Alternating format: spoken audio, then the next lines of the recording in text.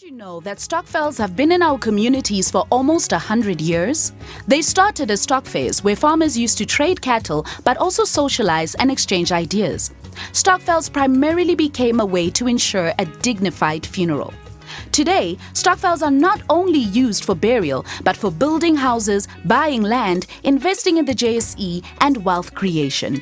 There are over 15 million stokvel members nationwide and 44 billion rand generated by stokvel members every year. Hi, welcome to the Stokvel Academy learning session. As you know that at the Stokvel Academy, we are forever exploring opportunities for our stokvel community, especially in this environment where our economy is going, through a very difficult time because of COVID-19. So we are in search of, business opportunities that our stokvel community members could explore. We discuss different topics, different aspects of how can we actually create wealth for ourselves as the stokvel community. Today, I have the pleasure of actually having a conversation, it's not an interview, a conversation with Richard Haibach, who is a serial entrepreneur. Richard has been in business for, franchising business for about 26 years. He started with Postnet. And he and his business partner, they were the first people to bring in international franchise business into South Africa. And I would like to emphasize that because we know that there are a lot of challenges when it comes to franchises.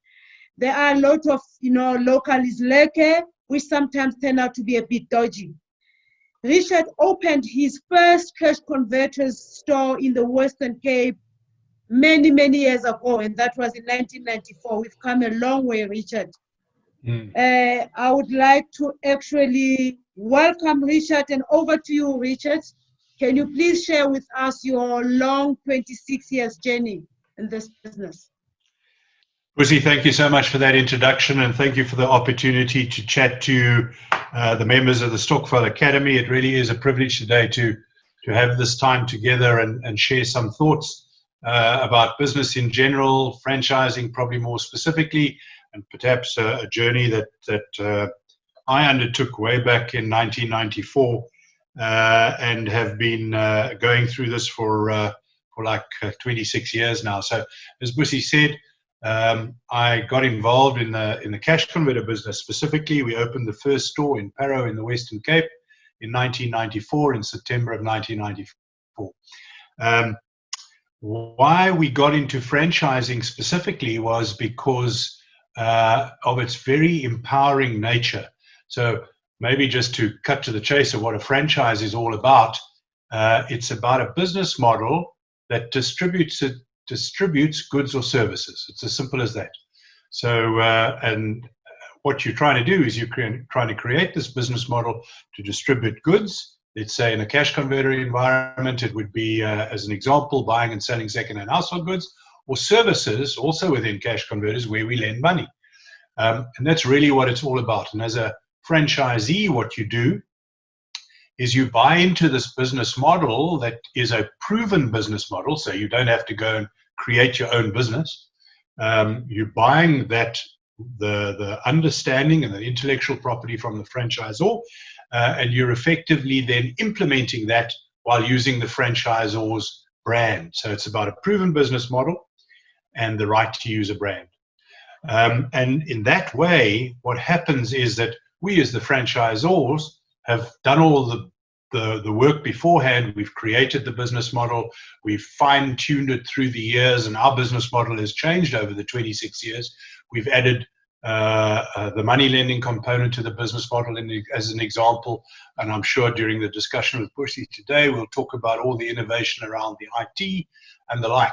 So it continuously evolves, and the franchisee then effectively takes that evolving business model and implements it on the ground.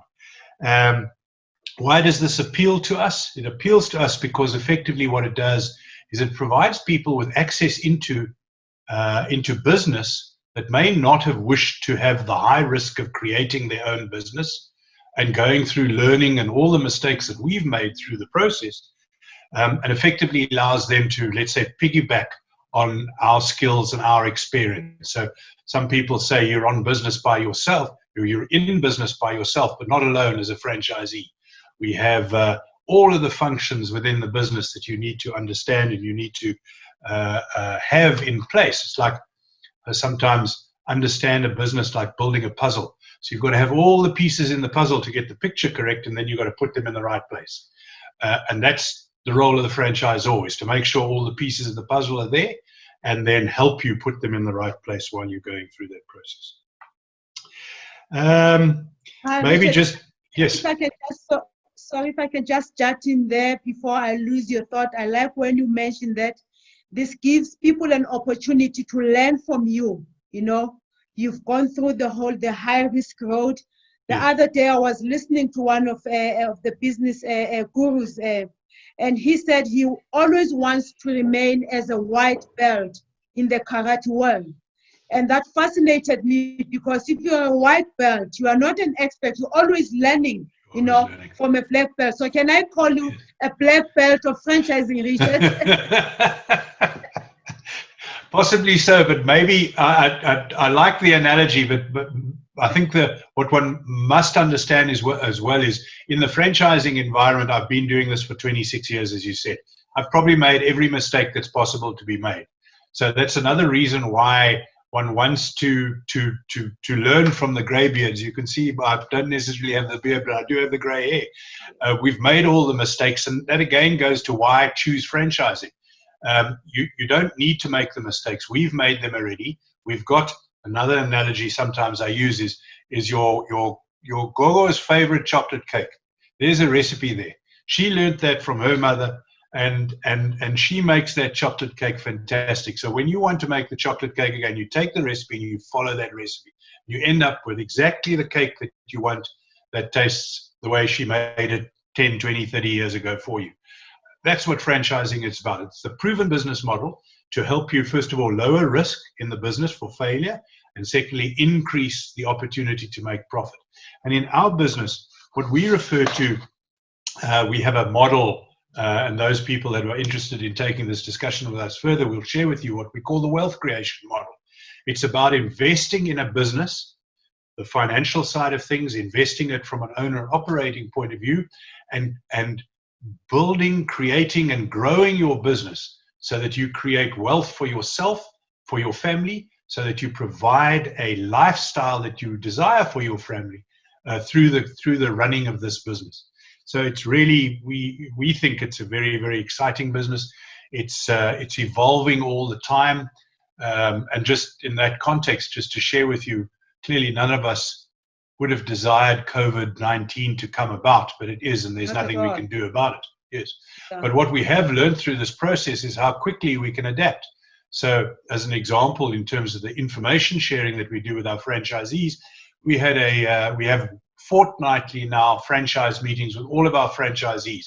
The guy who owns the store in Messina to the guy down in Montague Gardens in Cape Town, Richards Bay in the east to Swakopmund in the west. All of them were on the franchise webinar this morning that we had, over 100 people, and we managed to share all the changes, all the legal stuff that we need to help people with in a matter of an hour and 15 minutes on that webinar.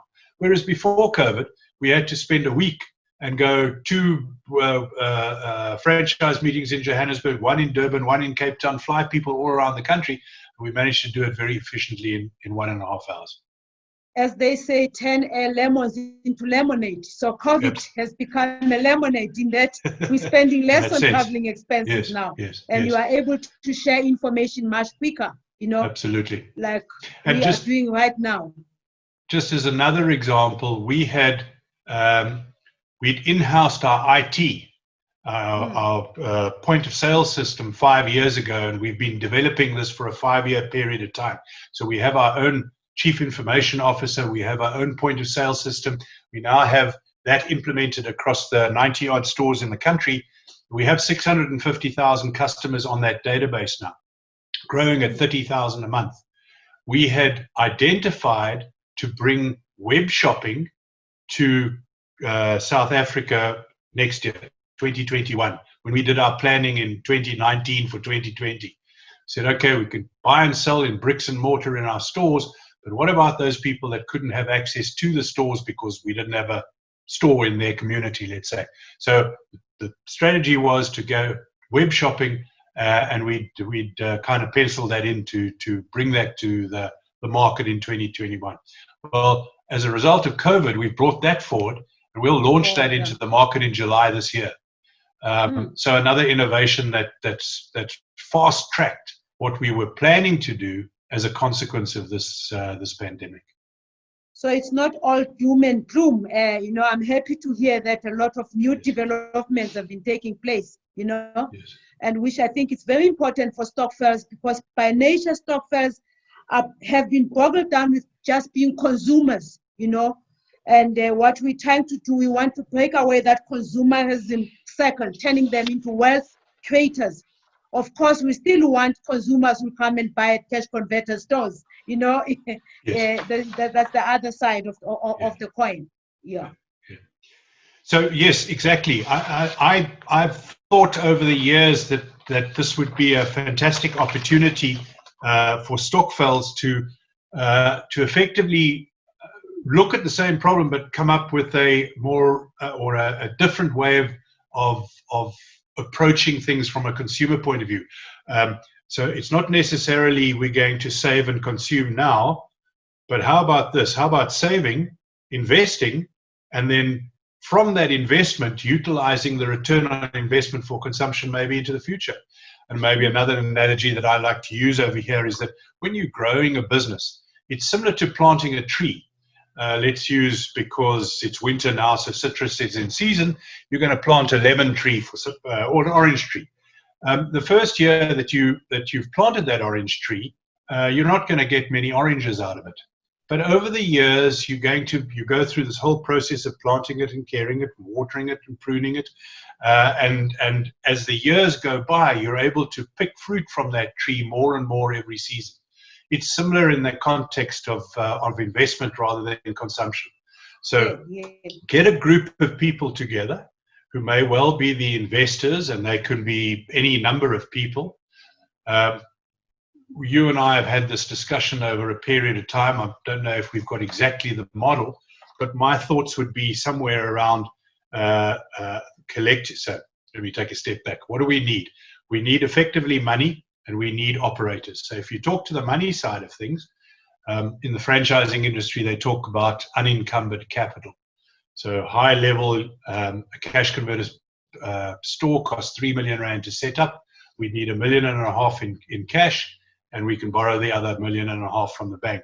So from a Stokvel point of view, if we get that 1.5 million from the Stokvel, they become the investors in this cash converter store, wherever it might be. Maybe what one does is appoint a couple of non-executive directors from the Stokvel to manage it on a non-executive basis. And then potentially one or two or maybe even three members from the Stokvel, or alternatively their kids or friends, could then become the day-to-day operating franchisees in that business. And that gives, exactly, we on the journey to create wealth, we create jobs for the particular community. Our average cash converter store will employ between 12 and 15 people to start with. Some of our older stores have been around for 20, 25 years, have got more staff, 25 odd staff, 20 to 25. And in that way, we create this ecosystem where we're encouraging and growing our orange tree over the years. We've created employment.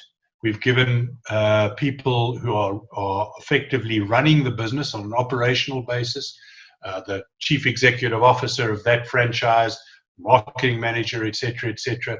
We're teaching them how to run a business in the context of the franchise operation. So our business model, all the skills associated with general human resource management and all of that type of stuff, that life skill is worth, it's like a practical MBA Within 5 years, that individual, if they've known nothing about business and have run their own cash converter store or the Stokvels cash converter store, will be much wiser on how to create wealth, whether it's within cash converters or anything else, doesn't really matter. I think what is even more important, Richard, after explaining the whole process, is that this model works with a team. It's a teamwork. Yes. You know, you've mentioned employees, you've mentioned yourselves who are there to, you know, to train, you know, your franchisees. Stokvels by nature, you know, it's a group of people working together, trying to achieve, you know, working towards a certain goal. Yes. So what we need to break that cycle again of saying, save this money, go and consume it as an individual. So we now need to begin to say, how can we actually use that unity that is embedded within the Stokvels to actually explore an opportunity like this one? Absolutely. And so culturally speaking, it should be relatively seamless that we get together as franchisor and franchisee, this being the Stokvel, because we're the different sides of the same coin. In franchising, they refer to it as a symbiotic relationship. So the franchisor and the franchisee are commonly incentivized to be successful. Because if you look again at the generic franchising model, a franchisor generates its income from, generally speaking, a percentage of the business activity of the franchisee.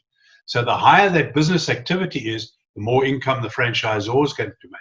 So they're commonly incentivized to be successful in that way.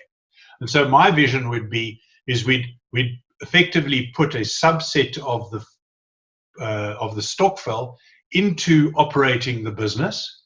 We'd have investors, non-executive directors running it from a board point of view, as let's call that one grouping.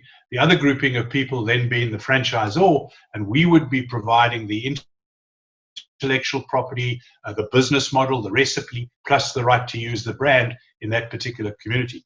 And then when you talk to the actual business of cash converters, is buying and selling secondhand household goods and money lending, we refer to it effectively as access to cash.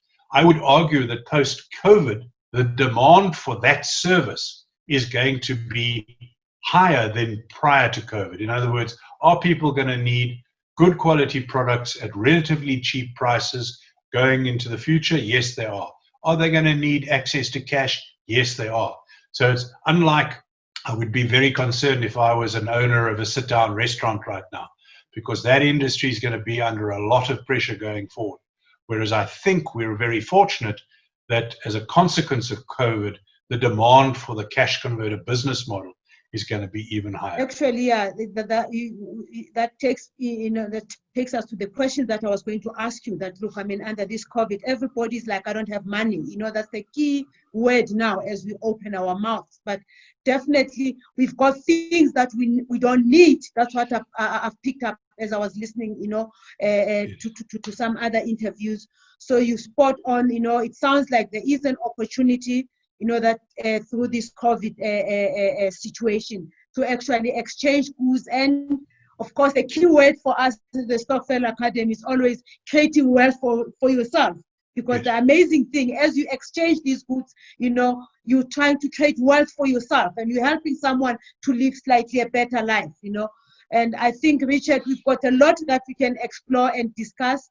And one thing that I also like about your franchise model is that we are so used to the food franchise, and I'm not shooting that down in any way or form, you know. Absolutely. You see, but for me personally, you know, from the Stokvel Academy, it opens up a new world completely to the Stokvel community.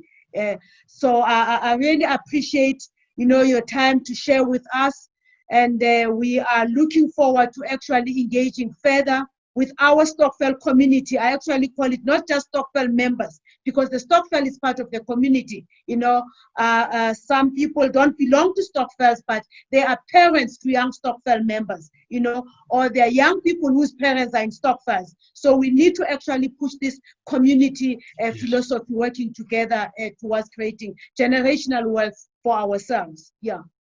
Absolutely, spot on. So how do we actually take this further, Richard? And then how do we engage with you? How do we get in touch with you to make this happen? So, Busi, yes, I think this is a fantastic opportunity. I look forward to the first cash converters Stokvel coordinated store opening up in South Africa in the not too distant future. I think it's a great opportunity. I think we can together create a different flavor of cash converters in the context of a market that we've never been into before with the Stokvels.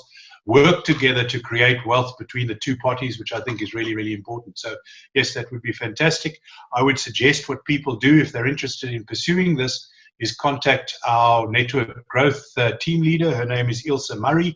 We'll put up the contact details on this YouTube video, and contact her, and she will be able to take the application forward for you. Thank you very much, Richard, and stay well, keep well, and keep warm. And yeah, looking forward to when you're cutting that ribbon at our first Stokvel franchise in South Africa. Fantastic. Be safe, be healthy. Bye-bye, everybody. Ciao, ciao. Thank you. Please subscribe to our YouTube Stokvel channel and follow us on our Facebook. Thank you. Bye.